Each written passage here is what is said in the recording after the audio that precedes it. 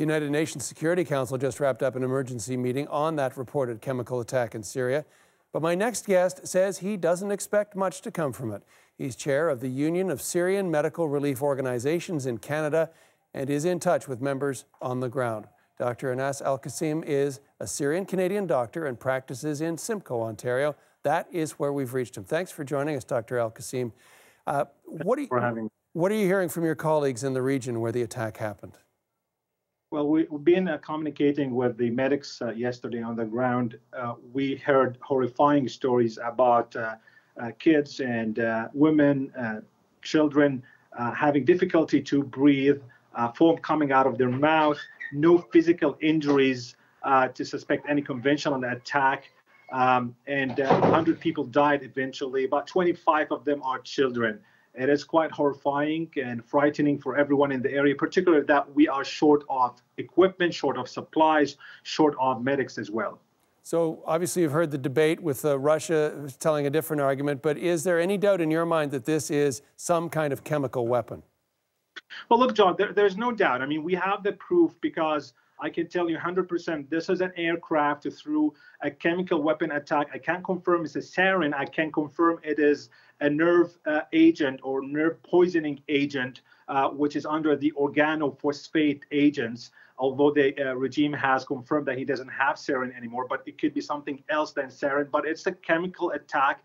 The kids died because of difficulty breathing, paralysis in their respiratory muscles, and it came from an aircraft. So there's no doubt this is a chemical weapon, came from aircraft. So when Russia suggests that it was a chemical arms dump that was hit by shelling somehow and that it was in fact rebels' supplies of chemical weapons, you don't buy that?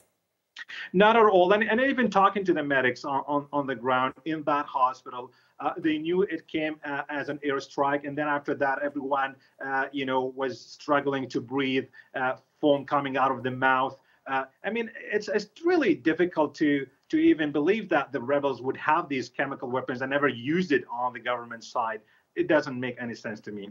Now, you're a doctor. You're talking to physicians there on the ground. What kind of challenges are they facing with this kind of attack and the injuries that you've described that people have? Well, John, it's quite complicated because this happened, as you know, in Ghouta in 2013. And, the medics were promised by the international community, especially after Obama, drew this red line for any further chemical attacks, that no further sarin would be used or similar gases. But yesterday, it was another larger scale use of this kind of chemical attack. The problem is that, number one, we have shortage of medics. We have not much experience in dealing with the chemical attacks. Number two, we're short of the antidotes, particularly the pralidoxime, which only will be deployed by governments, and it doesn't exist in Syria, plus the atropine as well, which is another antidote. The ventilators are short. In the whole Syria, we have only 100 functioning ventilators. So if they had a small city, a small town, there's not enough mechanical ventilators, which are essential to deal with these attacks. We've been covering the fact that the UN Security Council has been holding an emergency meeting. Strong words from Nikki Haley, the U.S. UN ambassador. Condemnations coming from Britain, other parts of Europe as well. Are you hopeful that anything can come of this meeting? Not very optimistic, John, to be honest with you, because there's something called veto in the Security Council. They can veto anything, any resolution. There's no respect for the lives anymore. There's no respect for chemical attacks being thrown on people, unless the West would take a different route. And that's probably not going to happen within a short while. Meanwhile, we just want to focus on the kids and the high population being exposed to these chemical attacks inside Syria, and we want every single measure to stop these attacks and to try to help with deploying the supplies and the equipment needed.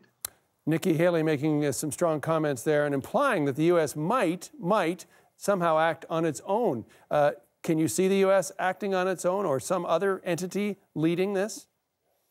I mean, this is really historic when you see a red regime or government killing and shelling its people with conventional weapons to start with.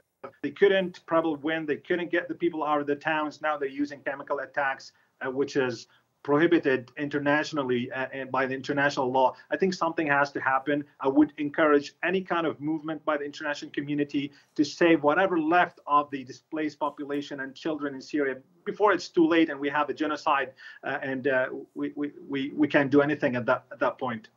As you know, this has been going on now for 6 years. The whole world has watched. The numbers continue to increase in terms of those left homeless, those killed, and this, of course, latest attack that we're seeing. What's it like for you as a doctor and as a Syrian Canadian to watch what has gone on in that country? It's a quite disgusting, disturbing, disappointing, because, I'd like to help. We cannot have access to there.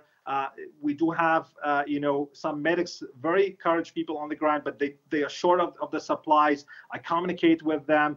They are colleagues. They're doing their best to save lives. It is so disturbing and disappointing, actually, from the international community after like 3 or 4 years from the first bad chemical attack on Ghouta. I don't know what to say.